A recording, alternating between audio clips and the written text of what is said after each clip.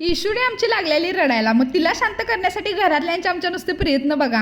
असली फॅमिली असल्या आणि कशाला काय लागते राव.